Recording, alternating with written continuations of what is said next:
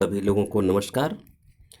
आज हम लोग भारतीय संस्कृति का जो शेष भाग बचा हुआ है उसका व्याख्या पढ़ेंगे, यानी कि च से लेकर के ठ तक। तो आइए देखिए, इसमें जो पहला प्रश्न है च का, उपर्युक्त गद्यांश का संदर्भ लिखिए। आप इसका संदर्भ लिख लेंगे। दूसरा प्रश्न है गद्यांश के रेखांकित अंश की व्याख्या कीजिए। तो रेखांकित अंश क्या है, देखिए मैं पढ़ रहा हूँ।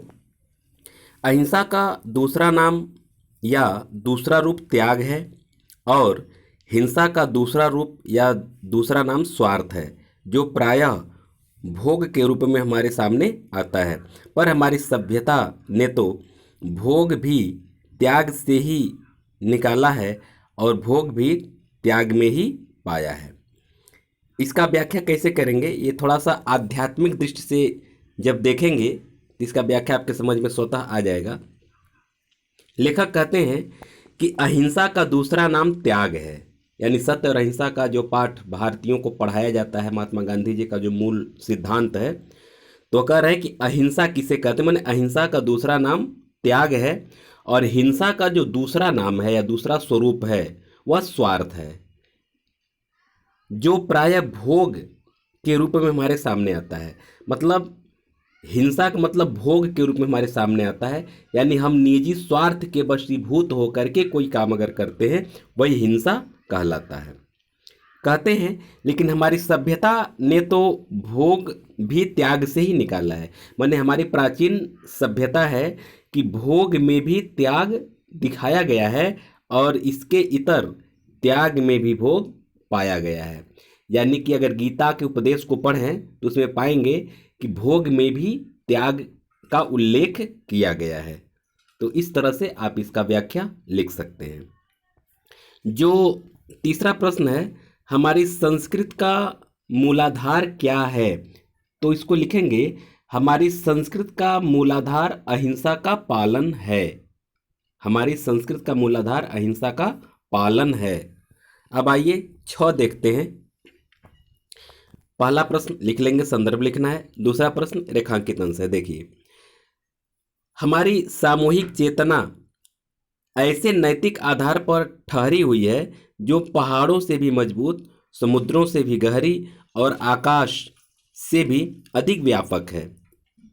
लेखक का कहना है, डॉक्टर राजेंद्र प्रसाद जी कहते हैं कि जो हमारी सामूहिक चेतना है वह ऐसे नैतिकता के आधार पर टिकी हुई है।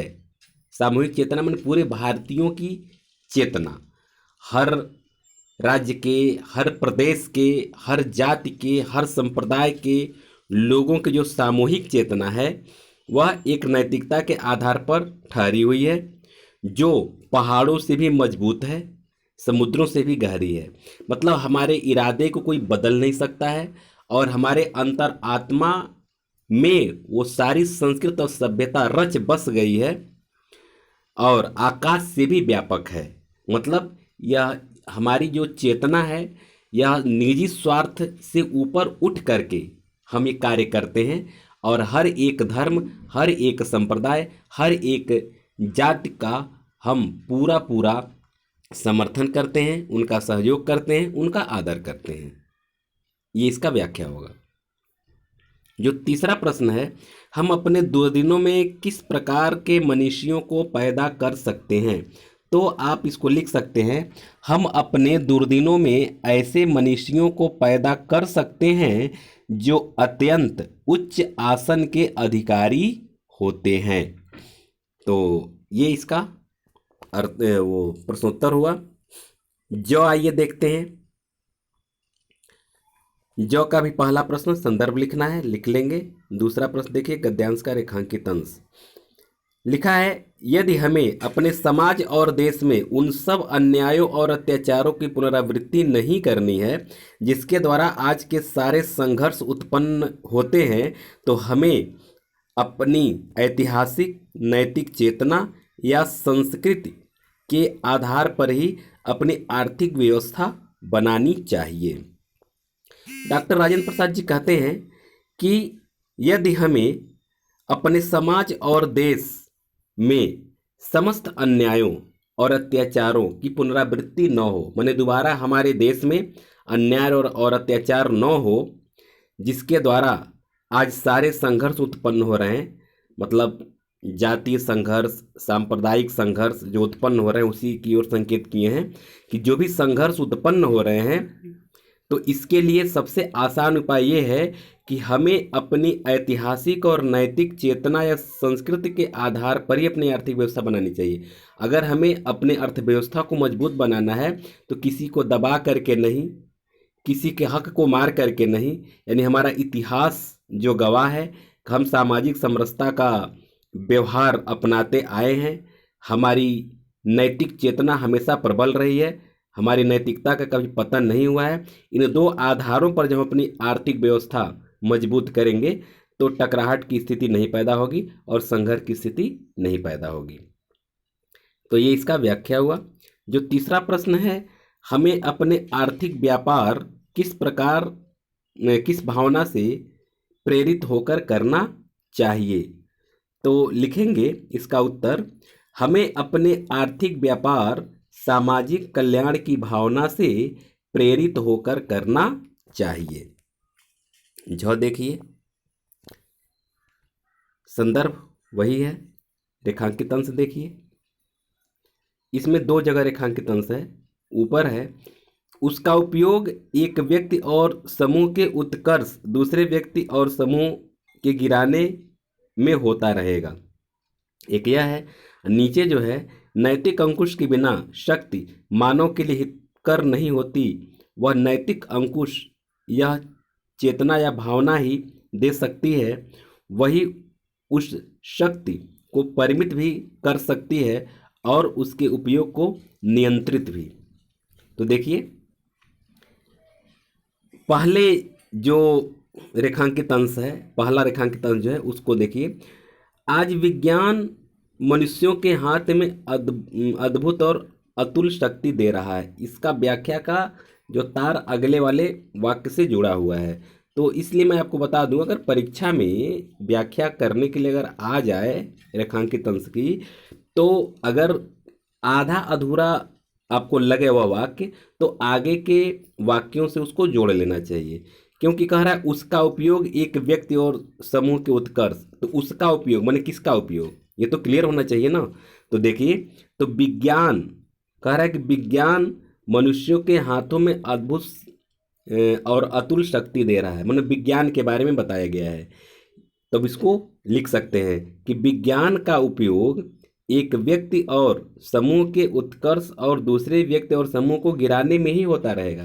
माने विज्ञान का सही ढंग से अगर उपयोग नहीं किया गया तो विज्ञान मनुष्यों के हाथों में इतनी ज़्यादा शक्ति दे रखी है कि अगर वह नैतिकता का ध्यान नहीं दिया, अपने कर्तव्यनिष्ठा का ध्यान नहीं दिया, तो वह पतन का कारण भी बन सकता है। आगे देखिए कि नैतिक अंकुश के बिना शक्ति मानव के लिए हितकर नहीं होती है। बहुत अच्छी बात यहाँ बताई गई है कि अगर हमारे पास शक्ति हो, माने मानव के पास अगर शक्ति हो जाए और नैतिक अंकुश न रहे तो हितकर नहीं रहता है, वह शक्ति अहितकर बन जाता है। जैसे उदाहरण के तौर पर रावण के पास भी शक्ति था, भगवान श्री राम के पास भी शक्ति था, लेकिन भगवान श्री राम अपनी शक्ति का प्रयोग मानव कल्याण के लिए किए और रावण अपनी शक्ति का प्रयोग वह दूसरों के अहित के लिए किया। इसलिए यानी कि उसके अंदर नैतिक अंकुश नहीं था रावण के पास, इसलिए शक्ति होने के बावजूद भी वह समूल नष्ट हो गया। आगे कहते हैं, वह नैतिक अंकुश यह चेतना या भावना ही दे सकती है, माने नैतिक अंकुश चेतना भावना दे सकती है कि वही उस शक्ति को परिमित भी कर सकती है और उसके उपयोग को नियंत्रित भी कर सकती है। माने हमारे पास जब नैतिक अंकुश बना रहेगा तो शक्ति हमें हमेशा अपने नियंत्रण में रख सकती है और जरूरत पड़ने पर उसका विस्तार भी दे सकती है। इसलिए नैतिक शक्ति का होना, नैतिक अंकुश का होना बहुत आवश्यक है। इसका जो प्रश्नोत्तर है,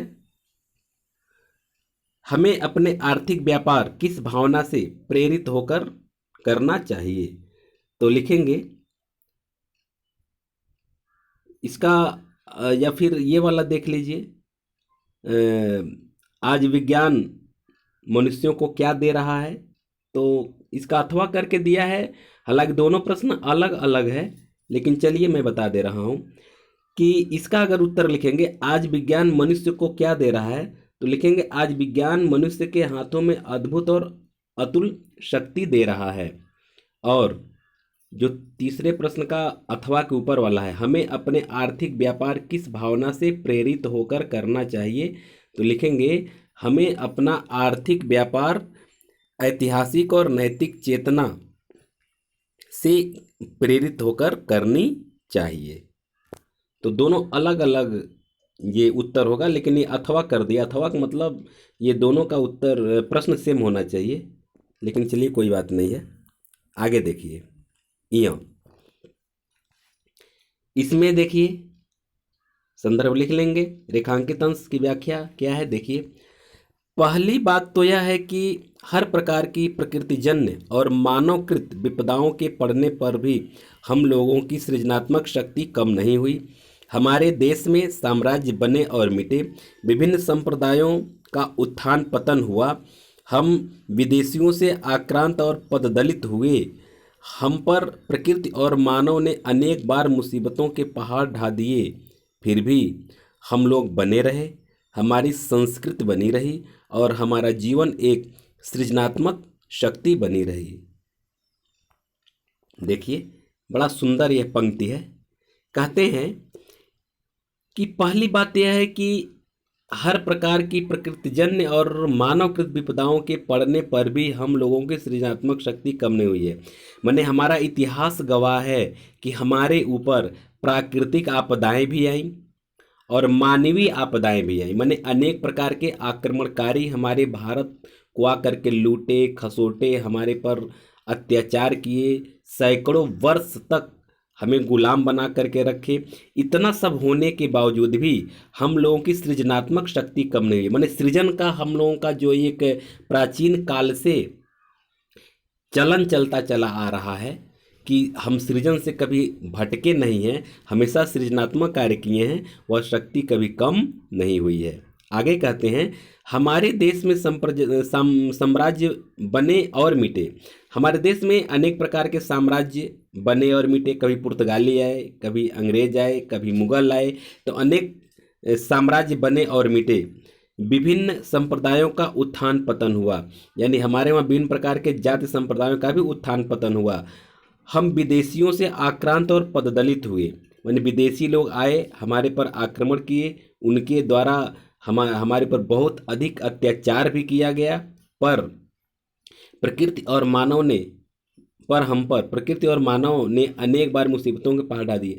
यानी कई बार ऐसा भी कि प्रकृति के द्वारा भी और मानव के द्वारा भी बहुत बड़ी बड़ी मुसीबत हमारे ऊपर आए, लेकिन फिर भी हम टूटे नहीं, हम बने रहे, हमारी संस्कृति भी बनी रही। हमारे संस्कृति को मिटाने का भी प्रयास किया गया, लेकिन हमारी संस्कृति बनी रही। आप जानते हैं, इतिहास पढ़ते हैं तो नालंदा विश्वविद्यालय के समस्त जो हमारे उपनिषद वेद पुराण को जला दिया गया। यानी इतना ज़्यादा अत्याचार किया गया हमारे देश पर हमारी संस्कृति को मिटाने के लिए, लेकिन फिर भी हमारी संस्कृति बनी रही, हमारा जीवन एवं सृजनात्मक शक्ति बनी रही। इतना कुछ होने के बावजूद भी हम हमेशा अपने अस्तित्व को, अपने अहमियत को बनाए रखें। तो इस तरह से आप इसका व्याख्या लिख सकते हैं। तो व्याख्या में मैं इसके पहले भी बताया हूँ कि मैं जो बोल रहा हूँ आप हूबहू ऐसा नकल करके न लिखें, आप कुछ अपने तरफ से भी कुछ सृजन कर सकते हैं, बस इसका मूल भाव नहीं बदलना चाहिए, अपने शैली में इसका व्याख्या कर सकते हैं। अब देखिए इसका जो तीसरा प्रश्न है कि लेखक ने उपर्युक्त गद्यांश में भारतीयों की किस विशेषता का उल्लेख किया है, इसको लिखेंगे लेखक ने गद्यांश में भारतीयों की विशेषता का उल्लेख करते हुए कहा है कि अनेक बार हमारे ऊपर दुख और पहाड़ ढाए गए, किंतु हम और हमारी संस्कृति अक्षुण्ण रही। ये इसका उत्तर हो जाएगा। तो देखिए तो का संदर्भ लिख लेंगे, व्याख्या देखिए। श्रुति कहती है तेन त्यक्तेन भुंजीथा, इसी के द्वारा हम व्यक्ति व्यक्ति के बीच का विरोध, व्यक्ति और समाज के बीच का विरोध, समाज और समाज के बीच का विरोध, देश और देश के बीच के विरोध को मिटाना चाहते हैं। हमारी सारी नैतिक चेतना इसी तत्व से ओतप्रोत है। तो श्रुति माने उपनिषद में ये कहा गया है कि तेन त्यक्तेन भुंजी था, माने उसके त्याग में ही भोग है। माने हमारी संस्कृति कहती है, हमारे उपनिषद में भी लिखा हुआ है कि इसलिए त्याग में ही भोग है, यानी कि भोग का मतलब निजी स्वार्थ होता है। तो कह रहे हैं कि हमारे त्याग में ही भोग छिपा हुआ है, और इसी के द्वारा हम व्यक्ति व्यक्ति के बीच के विरोध को मिटा सकते हैं। यानी अगर आपसी विरोध है व्यक्ति व्यक्ति का, वह भी मिटा सकते हैं त्याग के द्वारा। त्याग के द्वारा ही व्यक्ति और समाज के बीच का भी विरोध मिटा सकते हैं। त्याग के द्वारा ही समाज और समाज के बीच का जो विरोध है उसको मिटा सकते हैं। यहाँ तक कि देश और देश के बीच का जो विरोध है हम इसको मिटा सकते हैं। और हमारी नैतिक चेतना इसी तत्व से ओतप्रोत है, माने हमारी सारी नैतिक चेतना इसी पर टिकी हुई है कि हम त्याग में भोग के रूप को अपनाएं। यानी कि हम ऐसा नहीं कि साधु सन्यासी बन करके जंगलों और पहाड़ों में चले जाएं, हम गृहस्थ जीवन में भी त्याग की भावना रख सकते हैं। महात्मा जैसा, सन्यासियों जैसा जीवन व्यतीत कर सकते हैं गृहस्थ में ही रह करके। वही बात यहाँ बताई गई है। तो जो है इसमें प्रश्न नंबर 3 में 2 प्रश्न है, ए और बी। तो पहले ए देखिए, हमारे नैतिक सिद्धांतों में किस चीज को प्रमुख स्थान दिया गया है, इसका दूसरा रूप क्या है। तो इसका उत्तर होगा, हमारे नैतिक सिद्धांतों में अहिंसा को मुख्य स्थान दिया गया है, इसका दूसरा रूप त्याग है। फिर बी है, स्वार्थ के क्या क्या दुष्परिणाम होते हैं। तो लिखेंगे, स्वार्थ से आपसी विद्रोह की भावना उत्पन्न होती है, ये लिख देंगे। अब आइए ठ देखते हैं। ठ का रेखांकित अंश क्या है, यह देखिए, वह यह है कि संस्कृत अथवा सामूहिक चेतना ही हमारे देश का प्राण है। इसी नैतिक चेतना के सूत्र से हमारे नगर और ग्राम, हमारे प्रदेश और संप्रदाय, हमारे विभिन्न वर्ग और जातियां आपस में बंधी हुई हैं। वहाँ उन सब में यह एकता है। इसी बात को ठीक तरह से पहचान लेने से बापू ने जनसाधारण को बुद्धिजीवियों के नेतृत्व में क्रांति करने के लिए इसी नैतिक चेतना का सहारा लिया था। बड़ी अच्छी पंक्ति है, देखिए। कहते हैं कि दूसरी बात यह है कि यह जो संस्कृति और सामूहिक चेतना हमारे देश का प्राण है, माने हमारे देश का जो मूल आधार है वह संस्कृत और सामूहिक चेतना ही है। यही हमारे देश को अक्षुण्ण बनाए हुए है। इसी नैतिक चेतना के सूत्र से हमारे नगर और ग्राम, हमारे प्रदेश और संप्रदाय, हमारे विभिन्न वर्ग और जातियां आपस में बंधी हुई हैं। मैंने कह रहे हैं कि जो हमारी सामूहिक चेतना है, इस सामूहिक चेतना की डोर में, सामूहिक चेतना के सूत्र में सभी नगर और गांव, सभी प्रदेश और संप्रदाय, सभी वर्ग और जातियां आपस में बंधी हुई हैं। वहाँ उन सब में यह एकता है। माने हमारे भारत में अनेकता में एकता जो देखने के लिए मिलती है वह यही है कि हमारी नैतिक चेतना ही इसको बनाई हुई है। इसी बात को ठीक तरह से पहचान लेने से बापू ने जनसाधारण को बुद्धिजीवियों के नेतृत्व में क्रांति करने के लिए इसी नैतिक चेतना का सहारा लिया। ये कहते हैं कि स्वतंत्रता संग्राम के समय बापू यानी महात्मा गांधी जी ने इस बात को भली भांति पहचान लिया था कि हमारी नैतिक चेतना इतनी समृद्ध और विशाल है, हम कुछ भी कर सकते हैं। और इसको पहचान लेने के बाद जनसाधारण को बुद्धिजीवियों के नेतृत्व में, यानी जितने भी एक जनसाधारण लोग एकदम समाज के सबसे अंतिम तबके के लोगों को भी क्रांति के लिए वो उद्वेलित कर पाए। और यह कैसे कर पाए, एक ही चीज था, हमारी नैतिक चेतना। तो नैतिक चेतना का आधार पर गांधी जी इतना बड़ा आंदोलन खड़ा कर दिए। इस तरह से इसका व्याख्या हो जाएगा। अब इसके बाद जो तीसरा प्रश्न है, जनसाधारण के हृदय किन बातों से आंदोलित हो उठा? तो लिखेंगे जनसाधारण का हृदय अहिंसा, सेवा और त्याग की बातों से आंदोलित हो उठा। तो इस तरह से आप लोगों का यह भारतीय संस्कृत नामक जो पाठ है इसका संपूर्ण व्याख्या कंप्लीट होता है। आशा है कि व्याख्या आप लोगों को बहुत अच्छे ढंग से समझ में आ रहा होगा। अगर कहीं कोई दिक्कत आ रहा हो तो प्लीज़ कमेंट बॉक्स में कमेंट करके हमें ज़रूर बताएं कि आपको दिक्कत कहाँ आ रही है। जब मैं आपकी परेशानियों को समझ जाऊंगा तो इसको और भी सरल ढंग से मैं पढ़ाने का प्रयास करूंगा। वैसे आशा है कि आप सबको समझ में बहुत अच्छे ढंग से आ रहा होगा और आपको काफ़ी लाभ मिल रहा होगा। अगर आपको लाभ मिल रहा है तो अपने दोस्तों तक भी यह वीडियो शेयर करें ताकि उन्हें भी लाभ मिलता रहे। हमारा उद्देश्य यही है। आप सभी लोगों को बहुत बहुत धन्यवाद।